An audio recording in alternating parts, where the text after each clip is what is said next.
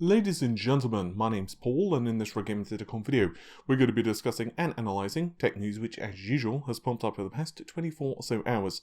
We're going to start things out with Intel and the successor to the current 9th generation CPUs known as Comet Lake.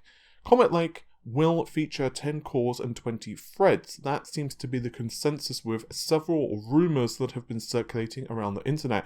Indeed, one of the sources I'd spoken to who also told me a lot of Matisse information that has since turned out to be true, including Zen 2 supporting PCIe 4.0, did tell me that Comet Lake would be 10 cores, 20 threads, with a potential release date as either the first quarter of next year, which actually another source has now told me is most likely, or the fourth quarter of this year, which once again I don't think is probably the target release date anymore.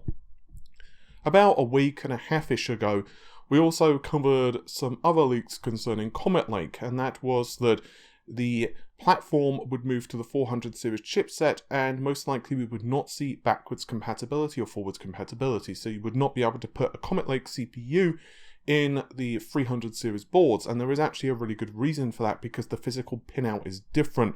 Basically, Intel are adding additional pins for providing powers and energies to the CPU.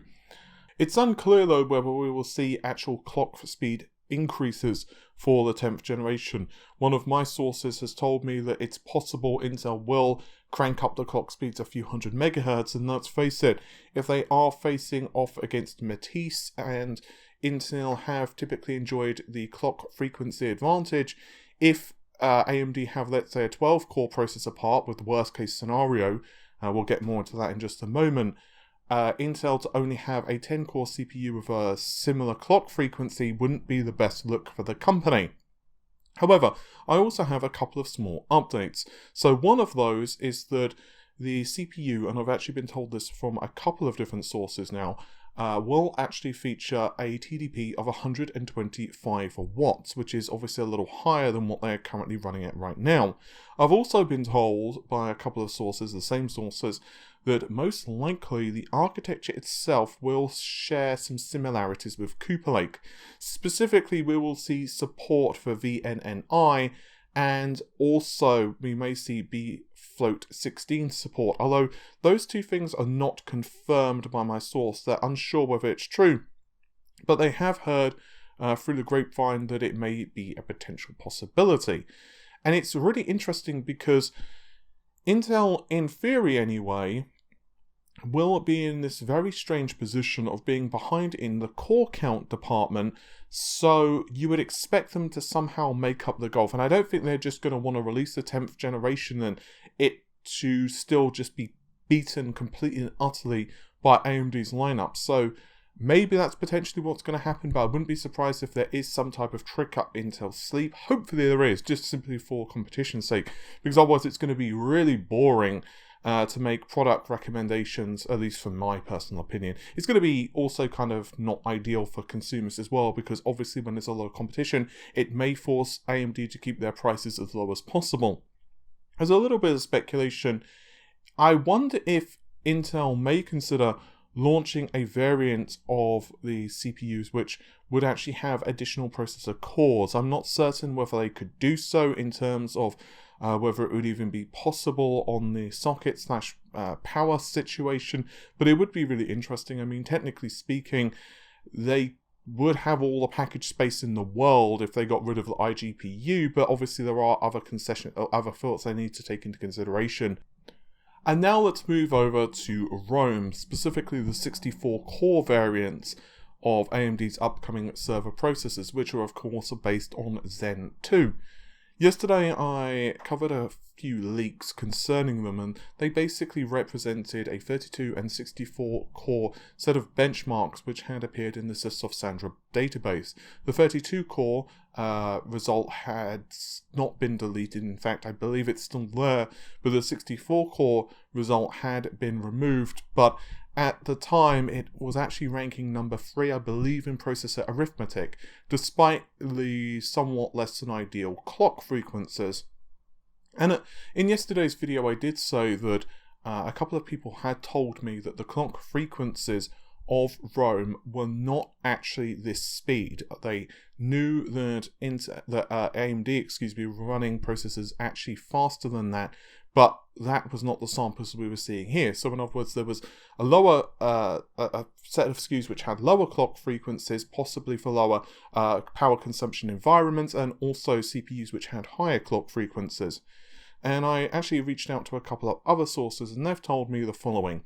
From their knowledge, 2.35 gigahertz is the base frequency of the CPUs that they know about. That's the highest end 64 core SKU, but with a turbo frequency of up to 3.2 gigahertz.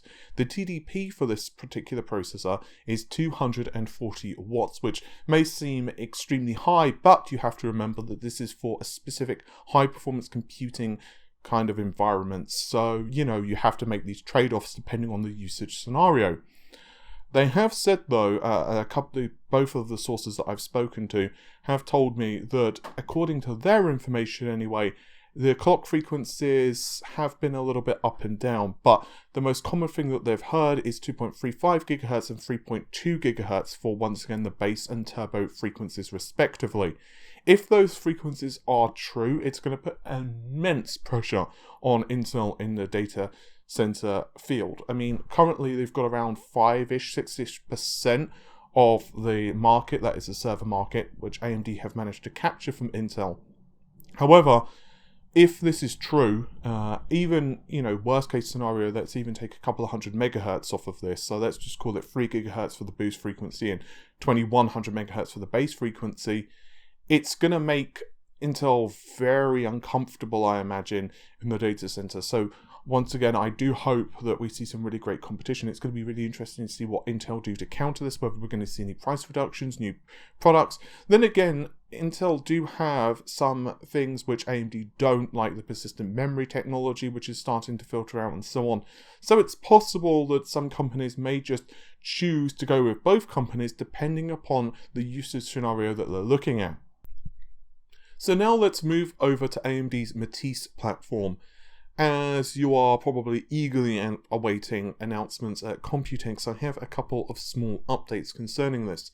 The first of which is that I have heard from a user on Twitter, Kamichi, who actually has fairly good sources quite frequently in the industry, that according to what they've heard, July 7th is actually the target release window for the next generation AM4 CPUs.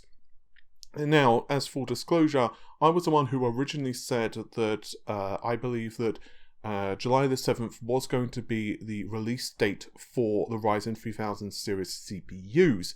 Indeed, I've spoken to yet a couple of more sources who have still told me July is the launch window from AMD, but they were not willing to give me an exact date. So, to clarify, one very reliable source has told me July 7th, and a couple of other sources which have been fairly reliable but unwilling to give me an exact date, have told me July for the launch window. So, according to Kamichi on Twitter, what he's been told anyway, it is also July 7th. So it's looking like, July is pretty likely. But as for the core counts and what AMD are going to be launching at Computex and what the windows are for launches of different CPUs, that remains to be seen. A couple of people I've spoken to have said that the 16 cores, the 12 cores, and the 8 core parts will all launch simultaneously. So, in other words, come July 7th or whatever the release date is, you will be able to walk into the store and buy whatever CPU you would like from AMD's new lineup. Other people, though, have said that only the 12 cores and below will launch, and Kamichi believes that we may only see an 8-core variant launch and below with the higher core count parts, launch at a later date. And I'm not sure which one actually is true, to be honest with you. Personally, I'm leaning on the fact that we may see a 16-core variant launch later. I'm saying that simply because I think AMD, from a marketing perspective, may want to hold fire just simply to say, hey, look, we've got this new part that's launching, because obviously when you launch a new CPU or what have you, that's part of a particular series of processors or graphics cards or whatever, it's like, hey, it reignites the whole, excitement around the launch, right? It gets people talking about it, so that could be one of the possibilities. There's also a few other reasons as well if you think about it. The first of which is that the Zen 2 chiplets are going to be used for other things, including EPYC. And that's maybe even one of the reasons we're seeing the delay of Threadripper 3000. I've said that some people believe we may not even see a Threadripper 3000, or it may be significantly delayed until next year or something like that. However,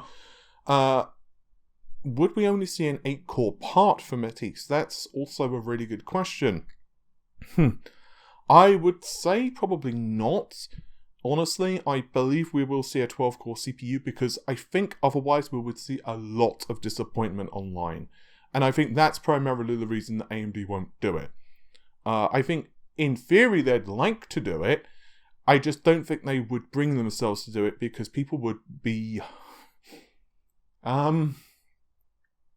let's say not best pleased if we only saw an 8-core part. They would deal with too much criticism online. But hypothetically, it would be a great scenario for AMD to launch only an 8-core CPU.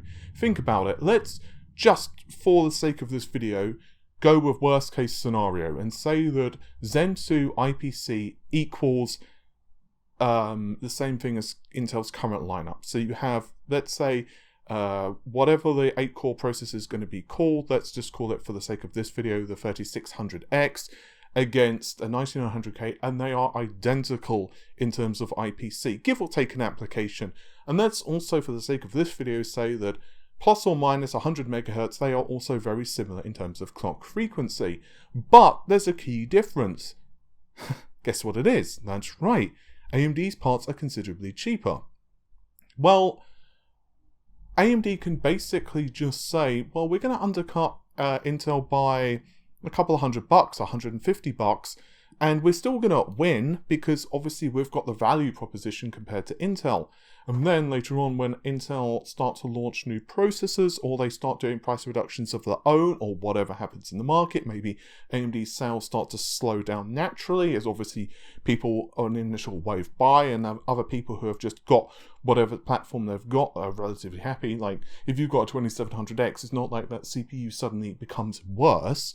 Maybe AMD will be like, hey, you know what, let's now launch a 12-core part. Although, personally speaking, I don't think that's going to happen, because one, I think that it would make too many people unhappy, and two, I think that they will want to launch a part which puts them at some type of significant advantage over the 9900K. It would make a lot more of a splash in terms of marketing to say, hey, look, we are launching this 12-core part at the minimum, and look how much, shiny stuff we get over what our rivals have got, and also look at what advantages we've got over our previous generation parts. So I think that's what we're going to see from Lisa Su. As for the 16-core parts, it's possible we may see a delay, but I also wouldn't be too surprised if they did launch as well. So there are a couple of Navi leaks which have also popped up. The first of which is an entry on the Ashes of the Singularity database, and it is of a Navi GPU that is listed as 7310:00.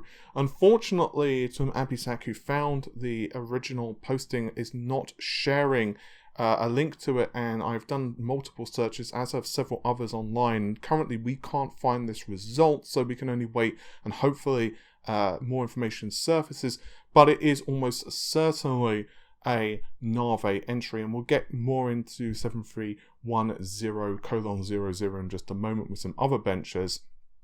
But there also has been a 3D Mark entry, and this one's really interesting because we have here the graphics card being listed as generic VGA. However, the driver name is 731F:(C1, and that obviously is an AMD GPU, if ever I did hear one. The memory is listed as 8GB, which is about as surprising to you as to say to you, well, that if you put your hand in this fire, it's going to burn. And the core clock is running at just 1000 MHz, with the memory clock frequency being listed at 1250 MHz. Obviously, the core clock frequency is pretty low. It's nowhere near as fast as even Polaris, like an RX 480, let alone something like a Radeon 7. And that has gotten some people to be worried.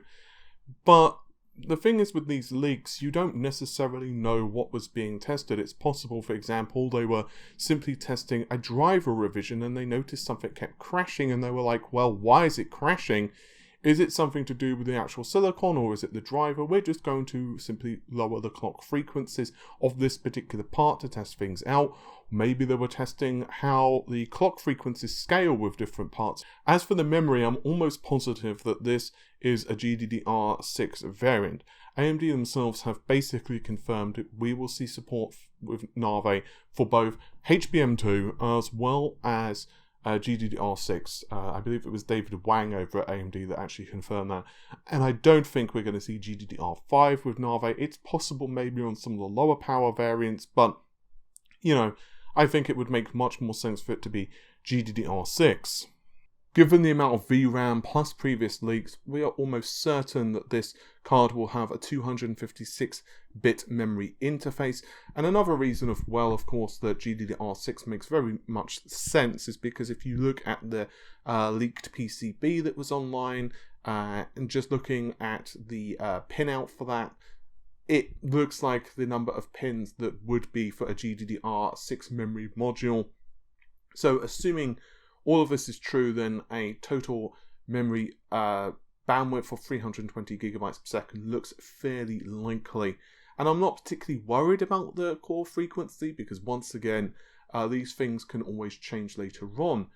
As for the 73100, this version of the GPU had actually appeared in another benchmark. This was quite a while ago. It was on a GFX bench and did score fairly poorly. It was only scoring just 1520 frames or 23.6 FPS in Aztec Ruins high tier benchmark, which is paltry. And even Manhattan, it was only scoring 55 FPS, which is considerably lower than other GPUs. To give you an idea, even the 960 is actually faster than this. I refer to the GTX 960, not the 2060, the GTX 960. And as one can imagine, that has meant that a lot of people are rather concerned about these particular entries, but you've got to remember that drivers can make a significant difference as well. The best hardware in the world doesn't do anything without drivers, because drivers basically tell the hardware what to do. There's a reason it's called a driver, not a it's nice but not that important. So a driver basically's job is to work with the API to know what the game wants it to do. So when the game tells it, hey, you need to draw that box and make it green, it doesn't draw a circle and make it yellow. I mean, obviously I'm vastly simplifying here, but you kind of get my point. So if there are major issues with the driver, that could be a reason. I believe it was like Vega. Don't quote me on this with Vega, but I'm pretty sure it was Vega. And they were using a driver with very early revisions of the engineering samples that were very similar to like Polaris. And so Vega's performance was, well, not great with the early leaks. And obviously this changed over time as the drivers matured. And yes, it is still GCN. It is still GCN, but it is a different version of GCN. We know that there is improved geometry performance, there's improved pixel pushing power, and so on and so on. Does that mean that I am a big believer in Navi being the best thing ever, that it is going to decimate NVIDIA's entire GPU lineup? Probably not. I suspect that there are going to be definitely people who just prefer NVIDIA's cards. I believe NVIDIA probably will still be more power efficient, probably run cooler and quieter. Possibly that's not the case, but that's just my speculation based upon several things that I've been told, plus as well the leaked PCB. But once again, if you look at the price of RTX 2070, it's around $500. I say around because obviously you can get sometimes some coupon codes which push down the price, you can get some rebates, or some models of AIB cards can be more expensive, and it does depend on the region that you're from and so on, but let's just call it around $500. If AMD launched Navi with roughly the same level of performance, give or take, let's say 5%, but critically have a card which is, let's say, $100 to $150 cheaper, which is, by the way, the rumor, it's going to be around $330 to $350 for the top-end Navi card, I suspect it's still going to sell really well, because to a lot of people, saving $150 on a card that performs around the same, it's worth it for a little bit of noise. I mean, maybe your opinion's different, but especially if you're considering water cooling the cards anyway, and who knows what custom AIB variants are going to do, like when you have a card from like Power Color or Sapphire or MSI or Asus or whatever.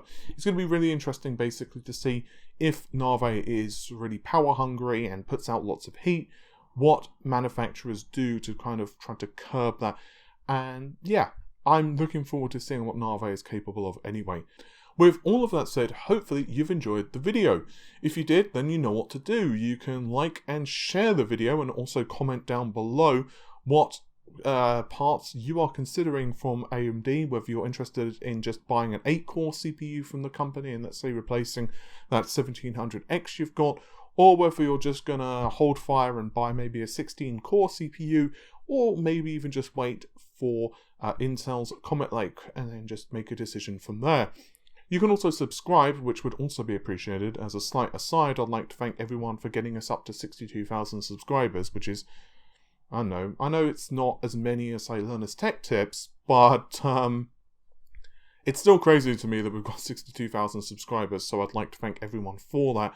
And you can also find us down below on Patreon, Amazon affiliate links, social medias, and all of the other bits and bobs that you would expect in the video description. With all of that said, take care of yourselves. Bye for now.